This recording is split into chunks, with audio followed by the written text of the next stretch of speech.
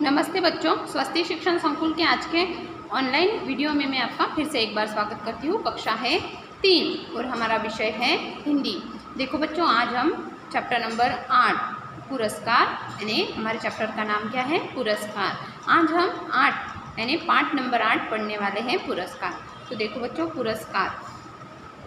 हिमाचल में एक छोटा सा गांव था। हिमाचल में क्या था? छोटा सा गांव था। गांव में राम सिंह नामक एक किसान रहता था। उसके पास खेत बहुत कम थे। मुश्किल से वो अपना और अपनी पत्नी का भरण पोषण कर पाता था। देखो बच्चों, एक छोटा सा गांव है जिसका नाम हिमाचल है। वहाँ पे राम सिंह नामक एक किसान रहता था। उसके पास खेत क्या था? बहुत कम था। मुश्किल से उसका भरण पोषण हो पाता था। कष्टों के बावजूद राम सिंह ईमानदारी से जीवन बिता रहा था। कष्टों यानी मुश्किल से, तकलीफ में होकर, है ना, तकलीफ में दुख उसके पास, इसके वो कष्टों से अपने बावजूद राम सिंह ईमानदारी और जीवन बिता रहा था। उसका विश्वास था कि सादगी और सच्चाई की ही विजय होगी। सादगी और सच्चाई की विजय होगी यानी वो ईमानदारी से अपना काम कर रहा था। एक दिन की बात है, गांव से कुछ दूर राज्य की राजधानी में वार्षिक उत्सव था, मनाया जाने वाला था। यानी कि बच्चों, वार्षिक उत्सव यानी कि वर्ष के अंत में मनाया जाने वाला उत्सव। वर्ष जब खत्म होता है, आपको तो पता है ना, वर्ष जब पूरा होता है तो उसके बाद जो उत्सव मनाते हैं वो क्या है? वार्षिक उत्सव जाने वाला था। सारे गांव के लोग उत्सव में शामिल होने के लिए विभिन्न तैयारियां कर रहे थे। उत्सव में शामिल यानी उसमें वो वहाँ पे उत्सव में जाना चाहते थे, इसलिए सब तैयारी कर रहे थे। राम सिंह की पत्नी की भी इच्छा हुई कि उत्सव में भाग ले, यानी कि उत्सव में उसे भी इच्छा हुई। राम सिंह की जो पत्नी थी उसका भी इच्छा हुई कि वो भी उत्सव में भाग ले, किंतु गरीब होने के कारण वो अपना मन ममोस कर रह गई। देखो बच्चों, गरीब होने के कारण वो मन ममोस कर रह गई, यानी कि वो अपनी इच्छा मार दी। उसने जो भी इच्छा थी उसकी वो उसने मार दी।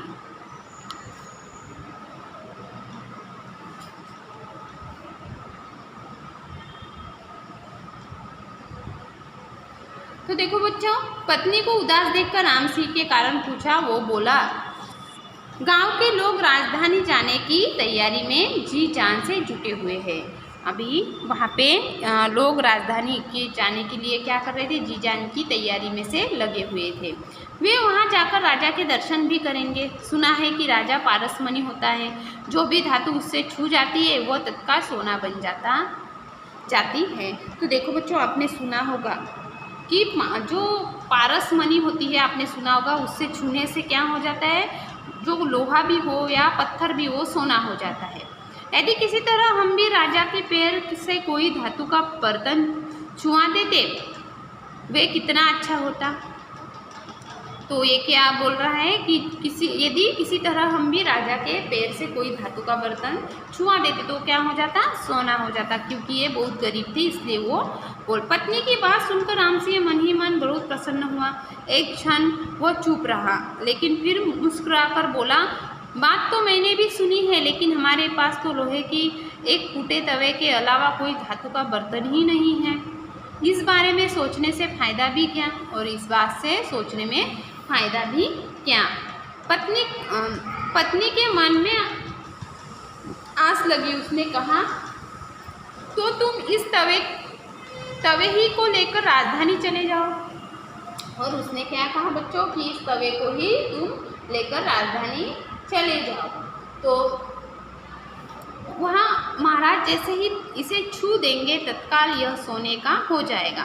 फिर हम जीवन भर सुख से रहेंगे। यानी कि उसका जो गरीबी में जी रहे थे, वो क्या बोल रही है उसकी पत्नी कि आप भी इस फूटे तावे को महाराज के पास लेके जाओ, वो आप इसे छू देना। महाराज जैसे ही इसे छू देंगे, तत्काल ये सोना बन जाएगा, यानी हम आराम से शांति से रह पाएंगे। राम सिंह के मन में भी आशा की किरण उदित हुई। आशा की किरण उदित होना यानी आशा जागना। उसे लगा कि फूटा हुआ तवा सोने का ही हो गया है। अब क्या था? वह तरह तरह के विचारों और कल्पनाओं में खो गया। यानी कि उसे ख्याल आते हैं ना, हमें कैसे सपना दिखते हैं। कि जब हम सो जाते तो हमें क्या आता है, ख्वाब आता है। तो बोलते हैं ना कि ये ऐसा हो गया, वैसे जो मन में बात रह गई वो ही हमें क्या दिखता है, ख्वाब के द्वारा दिखती है। गया अब वो तरह तरह के विचारों में, कल्पनाओं में खो गया। विचारों कल्पनाओं में ने उसे अलग अलग से विचार आने लगे, आश्चर्यचकित हो गया था वो। कुछ ही देर बाद उसने तवा लेकर राजधानी जाने का निश्चय कर लिया। अब तो पत्नी की खुशी का पारावार न रहा। और अब देखो बच्चों, खुशी का पारावार यानी बहुत खुश होना, खुशी का पारावार होना यानी बहुत खुश होना। उसके पत्नी को बहुत खुशी हुई क्योंकि उसका जो तवा था वो सोने का होने जाने वाला था। शाम को उसने जल्दी से रोटियां बनाई और फिर तवे को मिट्टी से भली भांति साफ कर एक ओर रख दिया। अगले दिन प्रातःकाल राम सिंह तवा लेकर राजधानी की ओर चल पड़ा। चलते चलते शाम को अंधेरा होने तक वो राजधानी पहुंच गया। उत्सव के कारण राजधानी में बड़ी चहल पहल थी। भीड़ भड़ाके को देखकर वो विस्मय से डूब उठा। विस्मय से यानी आश्चर्यचकित हो गया, विस्मय यानी आश्चर्य में डूब बिना रहा। अब उसके सामने रात को ठहरने की समस्या उठ खड़ी हुई, यानी उसके पास कोई रहने के लिए जगह नहीं थी और उसको अभी रात को कहाँ वो ठहरे, ये उसकी समस्या उसके आगे खड़ी हुई। राजधानी में ना उसका कोई सगा संबंधी था, ना ही जान पहचान वाला। उसके पास रुपये होते तो भी वो कहाँ आराम से रात बिता सकता था। थोड़ी देर तक बाद रामसिंह उस भीड़ भाड़ में ही अपने को अकेला सा अनुभव करने लगा। सहसा उसे सराय का ख्याल आया और वो लोगों से पता पूछते पूछते सराय की ओर चल पड़ा। कुछ देर के बाद वो सराय में जा पहुंचा। उस दिन सराय स्त्री पुरुषों से खचाखच भरी हुई थी। तिल रखने की भी जगह नहीं थी। जगह न होने के कारण लोग आंगन और खुले में बिस्तर बिछाकर रात काट रहे थे। राम सिंह ने सराय से मालिक के पास जाकर ठहरने के लिए जगह मांगी। वो असल में राजा के द्वार नियुक्त गुप्तचर अधिकारी ही था। उसका नाम सराय में ठहरने वाले अपरिचित लोगों पर निगाह रखना और उसकी यात्रा का उद्देश्य पता लगाना, बाद में ही उसे स्वयं सही सही जानकारी सीधे राज्य को सौंपनी पड़ती थी। यानी कि गुप्तचर जो होता है बच्चों, वो क्या था, गुप्तचर पुराने ज़माने में राजा के पास क्या होते थे, गुप्तचर हुआ करते थे। जो क्या करते थे गुप्तचर, वो जो भी उनको मालूम, कोई भी बात मालूम हो तो वो जाके राजा से बता देते थे। उनको क्या कहते थे, गुप्तचर कहते थे। उनका काम समय से ठहरने वाले अपरिचित लोगों से निगाह रखना, यानी वो उनके ऊपर निगाह भी रखते थे कि वो किस काम से, किस उद्देश्य आया है यात्रा करने के लिए, ये पता लगाते थे। बाद में उसे स्वयं सही सही जानकारी सीधे राज्य को सौंपनी पड़ती थी। इस नियम का कड़ाई से पालन होता था। कड़ाई से यानी एकदम सख्ती से पालन होता था। उसके कारण राजा को कई बार षड्यंत्रों का भी पता चल जाता था। कभी कभी उसे अच्छे लोगों से भेंट का भी अवसर मिल जाया करता था। यानी कि जो गुप्तचर था वो क्या था, राजा ही था।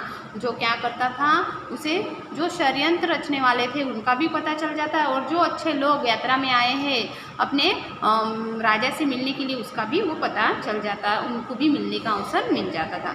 जब राम सिंह ने वहाँ आश्रय मांगा तो सराय के मालिक ने बातों बातों में उसकी यात्रा का उद्देश्य भी पूछ लिया। ईमानदार और भोले राम सिंह ने बिना हिचक से सारी बात उससे सच सच कह दी। उसकी बात सुनकर सराय के मालिक को हंसी आई बिना न रही। राम सिंह के भोले स्वभाव को देखकर उसने ठहरने और भोजन का समुचित संबंध करवा दिया। यह देख राम सिंह अपने भाग्यों को सराहने लगा। उसे लगा कि लोहे का तवा धीरे धीरे सोने में बदलने लगा है।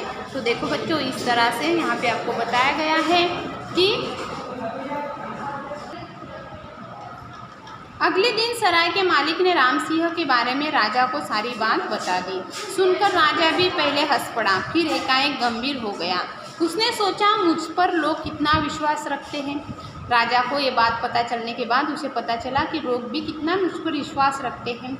इस विश्वास की रक्षा की जानी चाहिए। उसने सराय के मालिक को आदेश दिया कि राम सिंह को दरबार में हाजिर किया जाए। वापस लौटकर सराय के मालिक ने राम सिंह को पास बुलाया और कहा, मैं राज दरबार जा रहा हूँ, चाहो तो तुम चल सकते हो। और क्या बोला कि राम सिंह को बुलाया और उसने उसे बोला कि राज मैं दरबार जा रहा हूँ, तो आप चलना है तो आप चल सकते हो। यह सुनकर राम सिंह मन ही मन बहुत खुश हुआ। उसने सोचा, चलो राजा से मिलने की साथ तो पूरी हुई, यानी कि मिलने की क्या हुई, उनकी जो इच्छा थी वो पूरी हुई। कुछ देर बाद सराय का मालिक राम सिंह को लेकर राज दरबार की ओर चल पड़ा। आगे आगे सराय का मालिक और पीछे पीछे राम सिंह। कुछ देर बाद दोनों राज दरबार में पहुंचे। राजा अत्यंत बुद्धिमान था। मनुष्य की परख करने की उसमें अद्भुत शक्ति थी। यानी कि जो राजा था उसे मनुष्य की परखने की उसमें क्या थी, अद्भुत शक्ति थी। राम सिंह को देखते ही वो जान गया कि गरीब होते हुए भी वो ईमानदार और परिश्रमी है।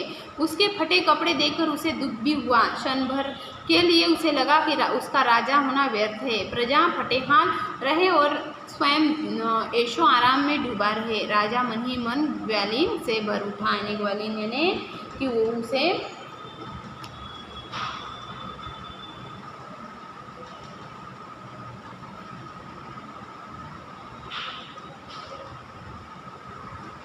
अपने आप को दुखी समझना और दुखी होना।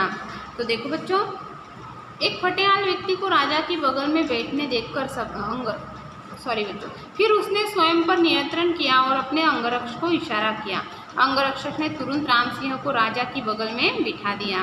एक फटेहाल व्यक्ति को राजा की बगल में बैठते देखकर सभासदों के आश्चर्य का ठिकाना न रहा। ईर्ष्या से कई चापलूस दरबारी जल भूलकर राख हो गए। राजा के पास जाते समय राम सिंह ने तवे को उसके पैर से छुआना चाहा, किंतु उसने राम सिंह से के विश्वास को जो का त्यों बनाए रखने के लिए तवा पैर से स्पर्श नहीं होने दिया।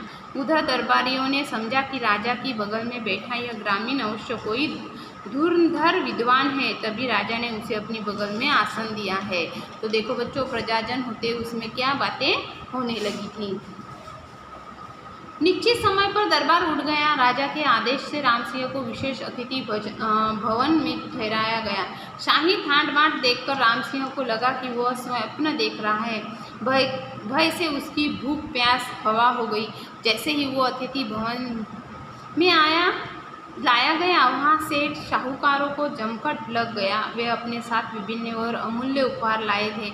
हर व्यक्ति राजा से कोई ना कोई काम निकल लाना चाहता था। अब क्या था, राम सिंह के पास सोना चांदी हीरे जवाहरों का ढेर लग गया। अगले दिन राजा चहल कदमी करते हुए अतिथि भवन में चला आया।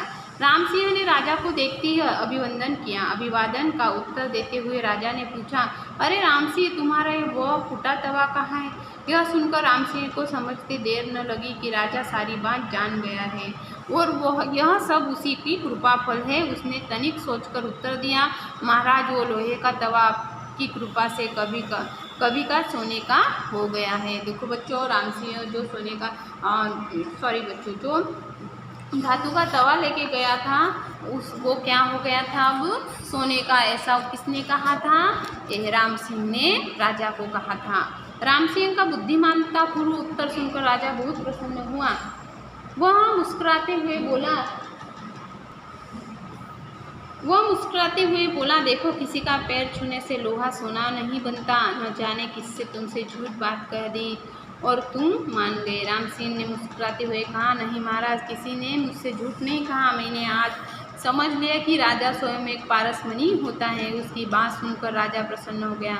उसने कहा, अब तुम पारसमणि यानी बच्चों एक ऐसा पत्थर जिसके पर्श से क्या होता है, सोना हो जाता है। कोई भी वस्तु सोना बन जाती है ना, उसके पर्श से। मैंने पहले भी बताया था आपको। उसकी बात सुनकर राजा प्रसन्न हो गया। उसने कहा, अब तुम यह सब धन लेकर खुशी से अपने घर जा सकते हो। राजा की आज्ञा पाकर सेवकों ने सब सामान खच्चरों पर डाल कर राम सिंह को विदा किया। राम सिंह को उसकी सरलता और नेक नियति का पुरस्कार मिल गया था। यानी कि समस्या यानी परेशानी। देखो बच्चों, राजा जो ईमानदार था, कौन? राम सिंह। उसे क्या मिला था? उसे नेक नियति का पुरस्कार मिल गया था। तो इस कहानी में क्या बताया गया है हमें कि एक गरीब किसान की सरलता, भोलापन और नेक नियति के लिए उसे राजा ने पुरस्कार मिलने का वर्णन किया है। इसमें पुरस्कार मिलने का वर्णन किया है बच्चों। किसान अपने घर का फूटा तवा लेकर राजा तक पहुँचने की सफल हो जाता है। किसान और उसकी पत्नी ने सुन रखा था कि यदि लोहा राजा से छू जाता है तो वो क्या बन जाता है, सोना बन जाता है। इसलिए वो किसान अपने फूटा तवा लेकर कहाँ गया था, वो राजा के पास गया था। राजा उसकी दयनीय हालत पर तरस खाता है और उसे सोना चांदी हीरे जवाहरात उपहार में दे देता है। ये क्या था, उसका पुरस्कार था। तो देखो बच्चों, ये पुरस्कार पार्ट नंबर हमारा यहाँ पे पूरा हुआ। जो शब्दार्थ आपको दिए गए हैं, यहाँ पे मुहावरे आपको दिए, आपको पढ़ने हैं बच्चों, जो मैं PDF के द्वारा आपको भेजूंगी। और यहाँ पे एक वाक्य प्रश्न के उत्तर दिए हैं, अनुलेखन कीजिए, यानी कि आपको यहाँ पे लिखना है, अनुलेखन कीजिए, यहाँ पे लिखना है आपको, जो बोल बोल के लिखना है। शब्दों से अर्थ दीजिए, यानी शब्दों के अर्थ समझ कर लिखिए। यहाँ पे एक लड़का दिया है तो 2 लड़के, तो यहाँ पे क्या होगा, ये भी आपको लिखना है। आगे आपको दिया गया है, जो मैं यहाँ पे आपको दिए गए शब्दों का उपयोग उदाहरण के अनुसार कीजिए। किसान खेती करता है, इस तरह से वाक्यों में आपको क्या करना है, उसका उपयोग करना है। यहाँ पे आपको विरुद्धार्थी दिए हैं, छोटा बड़ा, ये भी आपको लिखने हैं।